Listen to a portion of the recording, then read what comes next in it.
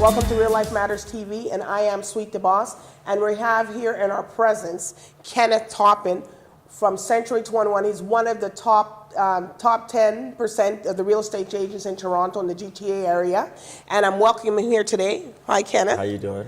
Good. And he's gonna be talking today. We all know what real estate agents are, but he's going a little bit deeper. He's gonna be talking about what is the steps of purchasing your home.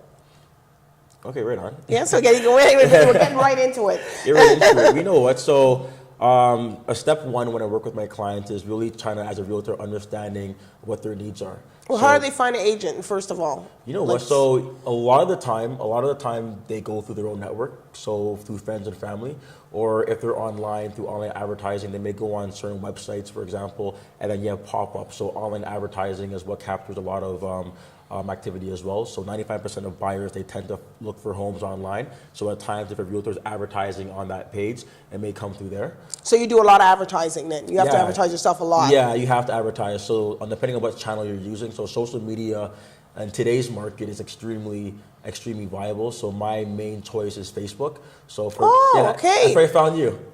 Oh, that's excellent. That's where I found you. No, some of them don't use that technique. Yeah, you know what I mean? But that's how I saw you also Yeah. on there. So that's it's pretty good. So that means that Facebook is working for you. Yeah, it is. So I would probably say a lot of my buyer traffic, it does come through on the Facebook feed. Because on my Facebook alone, I have about 4,000 friends, and then of my friends of friends, it kind of filters. So when I have like a video, for example, my max went to 20,000 people. Right. Right, and the region that I actually focus on. So when you have a video that goes to that much people in a reach, you're bound to get like a filtration of just people reaching out to you that way. So that's my main method. So how long have you been doing this for?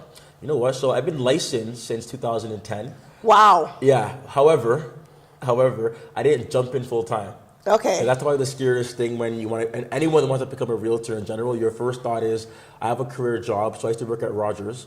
Okay. I used to work at Rogers. So I was full-time, salary, you got your benefits. And one of the scariest things is, okay, now you want to jump into the land of the abyss, right? And you're not really sure what to So you got to hustle now. You got to hustle for that dollar. You have to. So then in 2014, I told myself, you know what? I'm going to make the decision to just go full-time. Like literally just full-time. Have you regret it? Oh, absolutely not. I think it's the best decision of my entire life. So you can travel when you want. You can have your vacation when you want. You know, that's when we look at it. But yeah, you know what? The main thing is the freedom. Okay. You know what? It's the freedom. Everyone. It's the pros and cons, right? So on the flip side, there's no at the start, there's no income security, right? However, one of the benefits are that when you start getting deals rolling in, you have the freedom to say, yeah, you know what, let's go there. Or, yeah, you know what, I want to go there. So that's been very beneficial. Did your family help you out a little bit with some clients or not really? You know what, from a family standpoint, did they get the first few deals was from my family, it's from friends actually. Okay. So it wasn't necessarily from family. It was funny enough. The first deal I got was from a Rogers employee that I told. Wow. Yeah. So that was good. They supported you. Yeah. I'm going to be leaving in about a month. Okay. So you have a deal. So you want to sell and you want to buy something. Okay. So you have some money. You have some money saved up there, and then I had another deal lined up through a personal friend. So when I quit, I had 3 deals lined up already. So you did the smart way to do. You left your job. Made sure you got your deals first and your income to support yourself. I had some sort of security, and when I did quit, I was already doing it, advertising a lot through online and Facebook. So I already had a network of things going on, and I realized that I wasn't following up with as much people as I should have. So I was actually losing more business than I was from just being at Rogers. So I told myself, you know what, I'm just gonna take the jump. So I left at a time when I had some things rolling. It wasn't just kind of a cold turkey. Okay. Yeah. So what is the process of a buyer? Can you tell us some information about that? Like that's your topic you're going to be talking about.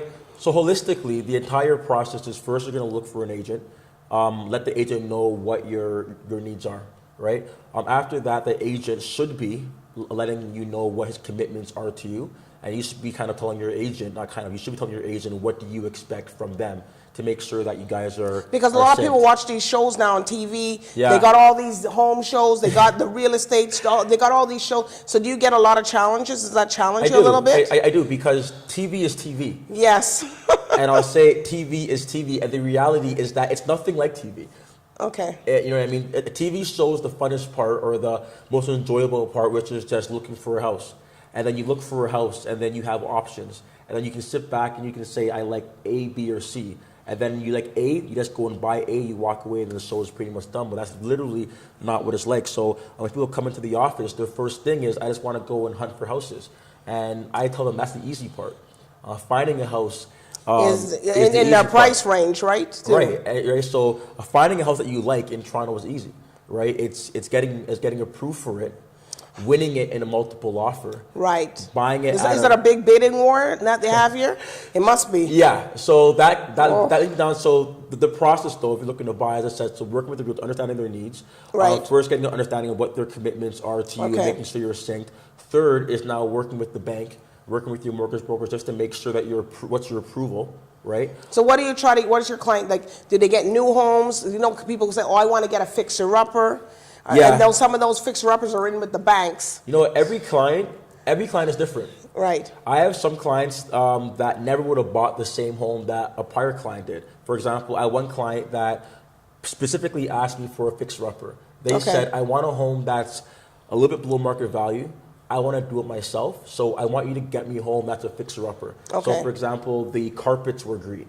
There was wallpaper. Oh, you see those pink toilets and those blue, oh my gosh. The wooden toilets, right? So they and all that paneling, and the paneling. Like, so back in 1950s, I'm not really sure why people thought it was cool to have pink carpets, but in today's age, it's all nice hardwood floors, dark cabinets. Yeah. But back in the day, wallpaper was... And asbestos, too. All these things, right? So I have some clients that specifically ask for that because they want to invest into themselves. Then I have some other people that definitely don't want that. They want a turnkey house where they just walk in and it's boom. You don't have to do anything. It's already done. It's already done, right? So every buyer, whether some buyers some just want brand new. Some just come and say, I don't want anyone to live in it, right? So everyone is really different. And that's why it's important. So what do you enjoy doing the most? Getting the fixer-uppers or helping them through the process? Or do you like the new homes that are easy to sell and you just go in? My enjoyment from real estate comes from two things. So it comes from making sure they're making a wise financial investment.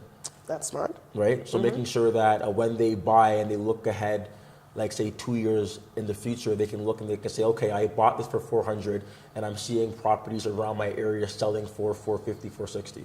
I don't want it to be in the reverse where they buy for 4 and people are selling for 350. That means it's a bad investment. Right. So number one, it's an investment, and number two. So you research all that for them. Yeah, and that's the part that I stress upon the most, because I fundamentally believe that if people were more well-informed, especially in today's market, where the prices are skyrocketing, but if people were more well-informed of what is the actual value of their house, that's right. I don't believe people would probably go into about 80% of the transactions that they did. I actually believe that.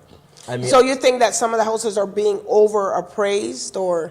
Yeah, so what's happening in today's market, right, is we are in an extremely high seller's market, in a sense where it's low interest rates, and there's not enough people who are selling, and there's too many buyers. So for every 3 homes on the market for sale, there's 10 people who would probably live in it. So it's a lot of bidding wars. It's bidding wars. So what you have is, so I just came off of one, right, recently. Is it stressful for you, the bidding wars? I don't get stressed anymore for them. It's just, but it's more stressful on the homeowner calling you, right? It's stressful because imagine, right? Imagine you love a house. Your husband likes it, you like it, your kids like it, you love the house. It's not easy to have 2 couples actually say, yes, this is our house. Many times it's one person, I love it, the wife's like, the kitchen, or vice versa. So when you get 2 people synced, that's already a challenge. Right. And then they go in, right? Now they want it. And they think that, I like it, I'll put an offer in. But then you have 6 other people who think the same as you. So now you're in front of a house bidding. Right, and even though, like what I just went on, the neighbor sold for 410 in December of last year, the bidding is already up at 480. What? Yeah, 480. There are 6. So are people overbidding the properties to get in them? Or? Well, it makes sense, right? So for example, if you have 6 people, I'll pay 480. Well, you know what? I'll pay 490. Well, you know what? I'll pay, and that's the definition of a bidding war. You know what I mean? And but if the house is not even valued at that, what happens then? There you go. So you have 2 options, right? Now, I told my client this. Okay, listen. the max that you should probably pay for this is X amount. Okay. Because if you go further east or further north, you can get the same kind of property for cheaper probably. Right. So there's a threshold of how much do you really want to overpay by. So it's a hot market. So you'll have to definitely compete and probably pay a little bit more just because it's the reality if you want to live somewhere, but there's a threshold, right? So I will let my clients know, you know what, here's where we should cut off. Yeah, there's a bidding war, but here's where we should kind of walk away. Like, you know what, walk away, you're not doing it. And the problem is that there's not enough scenarios where people are being advised, you know what, walk. Because when I walked away from the last one I had yesterday, the realtor told me, you know what, Ken, you came second. Wow. You were so close. And you know what, don't worry though, because the guy that paid for it, you wouldn't even have allowed your clients to pay that amount. And then when I found out what it was, I'm like, that's ridiculous. Like, I wouldn't even have allowed my client to put. Because they can go into debt, then they can't pay the house and all that other stuff. But I informed my client of what value was, and showed them comparable, and said, listen, this is the max. So you sit down with them and actually say, this is why we didn't go ahead with the property because of this. Because of this. Because, for example. That's very interesting. Yeah, and you have to do it. So I will. So I think, right, in general, if you have ever purchased a property, but you were not showed what has sold on the street in the past 90 days, you've almost been given the misservice. Because, for example, if you know that the highest price on the street to date was, say, $500,000. Okay. If you know that, you can see what sold. Your exact same house sold $500,000. You know what I mean? Why would you logically pay $560 for it? Like in your head, why would you? But if you weren't shown that. If you weren't shown that though, and you were just told just to go and win it, you may go up to 580. But if you knew what the max on the street was, you tell yourself, well, why would I spend that? Why would I spend 80 grand more? Because you got people coming from all different countries and out of the countries. So you get people that are living in Toronto or from outside that don't know the market. So it's the realtor's job, I believe, to educate. But what's happening? Sometimes they're not educating. So what you have is people spending X amount more than what they should be, and then you have the market where it's going to prices that are not even remotely reasonable. Like, why are you spending, like $530 for a 3-bedroom, 3-washroom, detached, unfinished basement in Whitby? $530 in Whitby. So do you have to sit down with people and tell them, okay, listen, you're doing this job, you're doing this, and this is the amount your mortgage is, because you don't want to stress yourself out. Because some people stress themselves out and then they can't pay their mortgage. So do you tell them, like, hey, this is not it? That's the next thing, right? So if you're house poor right now, or if you're stressing about your mortgage, no. If you are stressing about your mortgage when you buy, that means you were done a misservice. Because many times clients walk into my office and they say, I want to spend no more than $500,000, no more than $480, for example. Okay. And then I said, well, do you know what that mortgage looks like? So let me know, how much are you comfortable paying per month, not including utilities? Well, Ken, I want to spend, maximum $1,800. Okay, so including your interest, mortgage, property taxes, if you want to spend no more than 18. Your mortgage, your max price, if you work in reverse, it should be like 365. Yes, yeah. So where are you going with 480? Right. You know what I mean? But they don't know how to calculate and they got property tax, all these things. So that's my job. It's my job to tell them, no, you came in here saying you want $500,000 max. Because you're online looking at prices, at houses. I like that. But it's my job to say, no, your max is 380. So take that quality. So this is now your new quality. Right. And if you don't like that, I like that word, new quality. It's your new quality. And if you don't like that, then you're not buying a house then, which is okay. And then, because you don't want to put them in debt.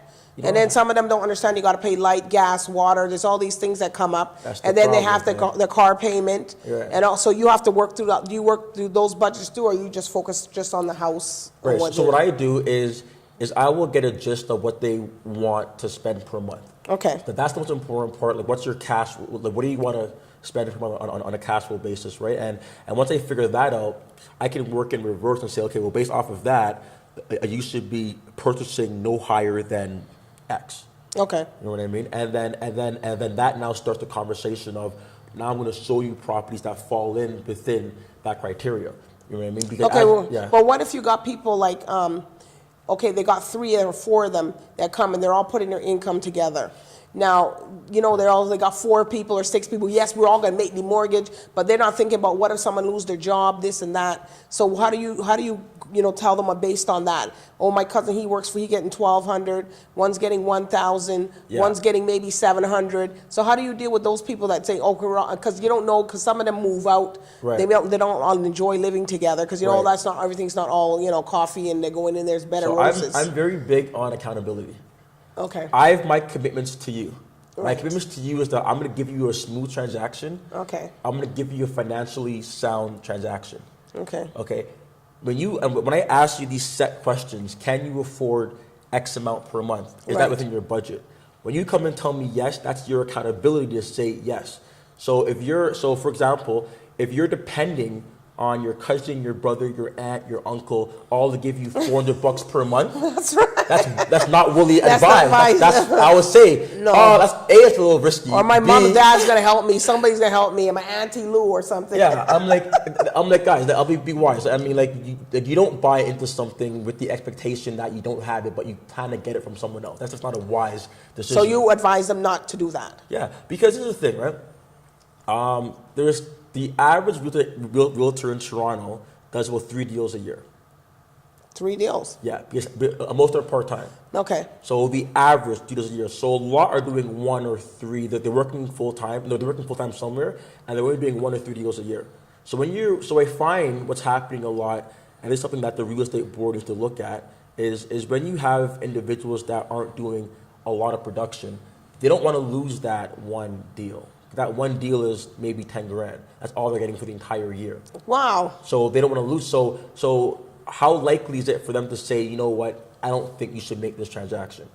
You know what I mean? Because they're going to be losing money, and that maybe that's their little bread and butter that they want to have. Exactly. So I work with so many people. I don't mind telling you, you shouldn't be buying this. And if you don't buy a house, you don't buy a house. Like, it is what it is. So and they respect you for that? Well, you know what, or they get mad. They say, "Who are you telling me, Ken, not to buy it?" It's how you it's how you view customer service, and it's how you view your business model. Now, my model is based off of referrals. So whether you may not buy, I may tell you this is not a sound investment. You may not buy. You will respect me for that. You will trust me for that. Then you may tell your friend, you know what, I know a guy that you can use, and you just get business that way. So I get a lot of indirect business. I may say you shouldn't be doing this, but then that doesn't mean that I can't help your. So you stand up for your integrity and accountability, as you said earlier. It's all you have, I think. You know what I mean? It's like, you know what I mean? Like, I had one client. It's funny. I had one client. She told me she wants to sell her house. I'm like, okay, perfect, no problem. She said, but I want to go into a 4-bedroom double-car garage. Okay, fine. You're in a small house now. You want to upgrade, and she said her budget is $520. You know what I mean? I'm like, okay. So I could have listed her house. Gotten the commission, but I'm like, you cannot get a detached double car garage for anything under 6. And so what'd she say to you? So I told her that these are options. Either we don't sell, you don't sell. I'm not going to list your property. Right. Then it's sold, only for you to find out later you can't get what you want. And now you're coming to me saying, well, why would I? No. Okay. And then after you have the aftermath of, well, you made me buy a property, Ken, and it wasn't, I couldn't afford it. So why did you put me in that debt for? Right. And that happens all the time. And I ask, how does that happen? How do you get into a situation where you're forced into buying something you didn't want? Well, you're going to hold that thought. Yeah. And you're going to be right back with Real Life Matters with Ken Toppin. He's going to tell us about how you're going to deal with these tough real estate potential clients. So we'll be right back. Stay tuned.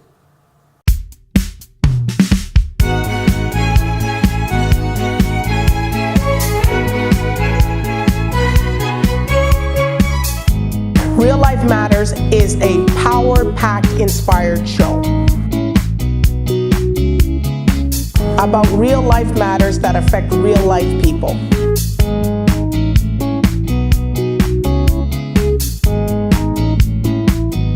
If you'd like to be a part of Real Life Matters TV, you can either call the number that's on the screen or send us an email.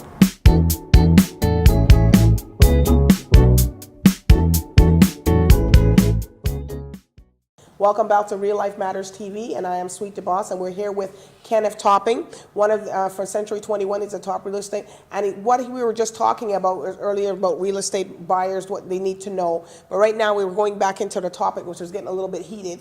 How do you tell buyers when they can't afford a property? Right. You know, Well, go ahead. The best way to tell a person you can't afford a property is to tell them that you can't afford this property. It's, you know, I'm a big proponent of, or I think everyone should be a big proponent of, it is what it is. You know, so that same client I was talking about, she wants to get something. That something is about 60 grand over what she can afford. Her budget, right? Yeah. So at that point in time, I don't just say, okay, wrap up and go home. I'm like, okay, so what are some other options? Do you need a 4-bedroom? What if we gave you a 3-bedroom with a finished basement? Yes. How would that be? Does that work for you? Right now, we're in Ajax, so like a city in the GTA. How about if we drove 15 minutes more east, you're now in Whitby. You can now possibly get that that's something, right? Right now, you're in a townhouse. You wanted a detached. Are you okay with the semi-detached? That's right. The semi-detached is not that bad. It's not that bad, and you don't, and because and some of these homes are built very well, so you don't even. That's why right now I'm in a semi, and I don't hear my neighbor at all. And to my right hand side, it's all open. So are you open to that? Right? So you give them other options that they can possibly look at. Yeah, that's the other option. So I'll say, and these are other options. But if your mindset right now is fixed on I must have a detached, and I must have a 4-bedroom detached, and I must be staying in Ajax. And if I know, or what if the bank says you cannot get that? You know, right? No, you can't get it. So like the bank might tell you. So I have the conversation. So if you tell me, as I was listening to my client, if you tell me that this is what you want, if I know that the lowest you get it for is like 580, and you want me to get it for 530, then we can't work together. That's right. Yeah, well, I'm not going to be the one driving around. And what's their approval? What if the bank didn't approve? They didn't pre-approve for their mortgage and stuff. Well, so that's the next thing, and that leads me on to a next topic about the market we're in today. Mm-hmm. You have to get a bank pre-approval in advance because right now it's a multiple offer. So imagine you have 6 people bidding on a house. Right. Now it is customary to buy a property and put a clause there that says, I'm going to buy your house, but give me 5 days now to work on my finances. Okay. Right? That's what's the normal thing in Toronto. Like, so give me 5 days on inspection and finances. And in 5 days' time, if you don't get the financing, then you get your deposit back in full. Oh, so they got to put the deposit already and all that? Yeah, that's normal. In a normal market, you buy, put a deposit, give me 5 days to figure it out, and then I'll come back. So that's why you want to wait and tell people that. Yeah, that's that doesn't work anymore. Oh. Those days are over. Oh, so that's over? Oh, more or less. Oh, my gosh. We're just done. Why? Because now, because it's a multiple offer, you have 6 people, you have people that are going in and saying, listen, I'm not going to have a deposit. I'll give you a deposit. I'm not going to put a finance clause in there. Already have it. Check. Don't worry about the inspection. I'm good. Check. Just give me your property. So what's happening? Imagine you have 6 people bidding. Right. One person is saying, listen, waiving financing clause, waiving the inspection clause. Right. They're walking with a deposit check in hand. That deal is done right now. Those 4 other people that are saying, I'm going to buy, but give me 5 days, they're done. They don't get an opportunity. Wow. Why would you, right? So when I go in my offer, so what I do is every offer that I go in on, I tell my guys, listen, we're not putting a financing clause in there. We're going to do the homework in advance. I'll get a stamp signed from the bank pre-approval. Okay. Now, banks don't like doing it. So, why? Well, banks are. I have a thing with banks. Well, tell us. I'll call them out. We want to know. We want to know. I just want to hear about. If banks truly believe in customer service, they would never allow people to come into their office, let them believe that they're getting an approval, and let them leave. Because what happens is people go into the bank will tell them, "Here's your approval," but then they're going to tell them, "But give me 5 days financing in there."